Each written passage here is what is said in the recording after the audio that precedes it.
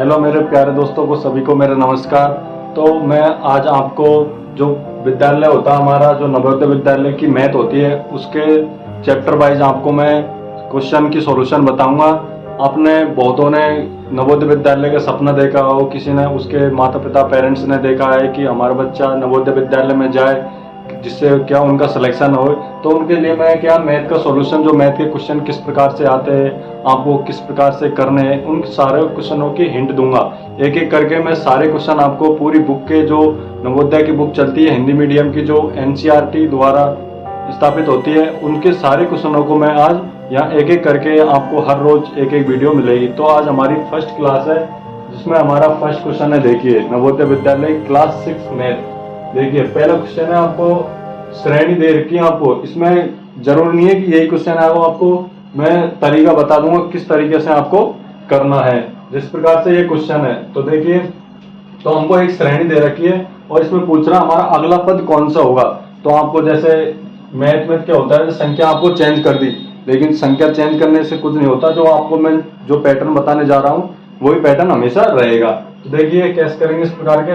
तो हमारे अगला पद पूछ रहा है कि अगला पद, तो आपको पहले सवाल को अच्छी तरह से पढ़ना है, फिर दिमाग लगाना है कि भैया ऐसा कौन सा है जो हमारे लिए अगला पद होगा। आपको वैसे पेपर में ऑप्शन मिलेंगे, 4 ऑप्शन में से आपको एक करेक्ट करना होता है, लेकिन फिर भी हल करने के लिए, क्योंकि ये मैथ है, इसको हल करके देख सकते हैं। देखिए जिस प्रकार इसमें सॉल्व करेंगे, तो देखिए हम इसमें अगला पद देखिए। जैसे पहले तो हम इन दोनों के डिफरेंट देखेंगे, इन दोनों में डिफरेंट देखेंगे, अगर हमारा मैच करता है तो फिर हमारा अगला पद हो जाएगा। तो देखिए इसमें किस प्रकार से करेंगे।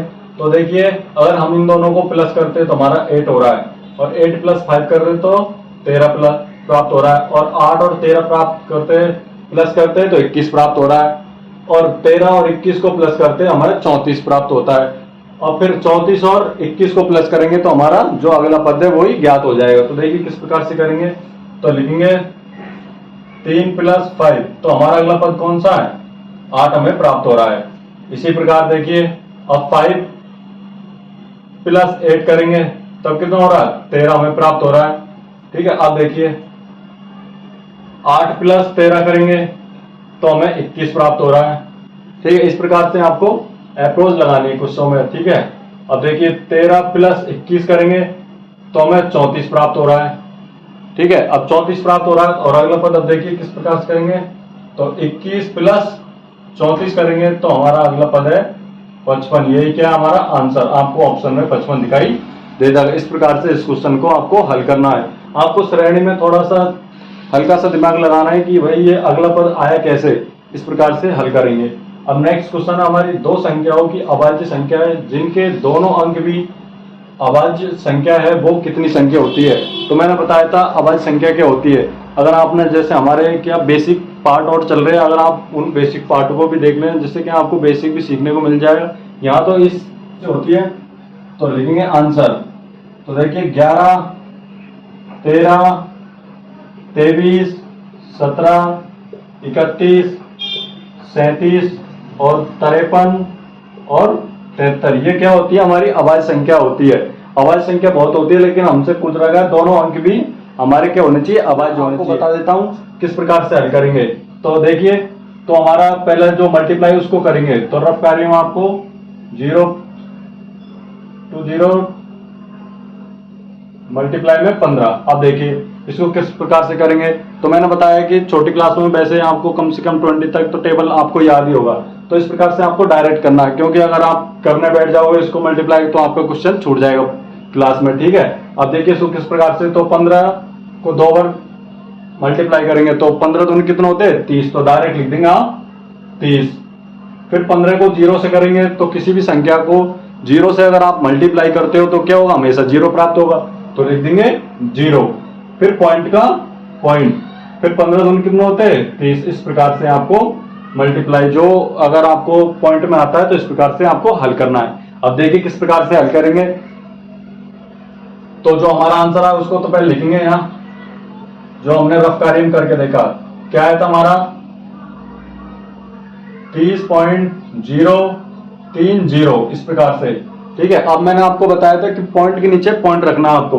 तो देखिए तो 0, फिर ये हमारा पॉइंट रख दिया, फिर 0, 4, 7, 0, 5, इस प्रकार से। अब अगली संख्या कौन सी हमारी, तो 0, पॉइंट का पॉइंट 0, 2, 2 और 9, 5, इस प्रकार से आपको करना है। अब तो आप ये इसको आसानी से कर लोगे, ठीक है। अब आसानी से सम होगा, इसको देखिए, पॉइंट है तो पॉइंट से ऐसे मत लो, पॉइंट है भाई किस प्रकार से होगा, आप इस क्वेश्चन को ऐसे छोड़ने हैं, पहले एक बार हल करके देखना, ठीक है। अब देखिए, अब जो खाली स्थान बचा है उस पर हम 0 रख देंगे, कोई दिक्कत 0 रखने से, यहां भी 0 लगा दो, ठीक है। जिससे क्या आपको जो सम होता है, जो नॉर्मल जो साधारण सम होता है, इस प्रकार से आपको देखने को मिलेगा, ठीक है। अब तो कर दो, देखिए, तो 5 5 2 कितने होते हैं 10, इसको करेंगे तो 10 की कितने होगी 0, एक हमारी हासिल, जिसको इंग्लिश में बोलते हैं हम कैरी, ठीक है। अब देखिए 9 और 1 कितने हो गए 10, फिर 0, फिर एक हासिल लगाएंगे, फिर कितना हो गए, ये भी फिर 9 और 1 कितना होगा 10 की, फिर 0, फिर 1 लगाएंगे, ठीक है, एक कैरी लगाएंगे, तो देखिए इनको ऐड करेंगे कितना होगा 7 और 3 10, फिर 0, फिर हासिल लगाएंगे 1, अब 0 में 1 को ऐड करेंगे तो 1, ठीक है। अब पॉइंट का पॉइंट लगा देंगे, क्योंकि पॉइंट की सीध में आपको पॉइंट मिलेगा, ठीक है। अब फिर देखिए क्या बचा हमारा 0 और फिर 3, यही क्या हमारा आंसर है, ठीक है। इस प्रकार से आपको ऑप्शन में देखने को मिल जाएगा।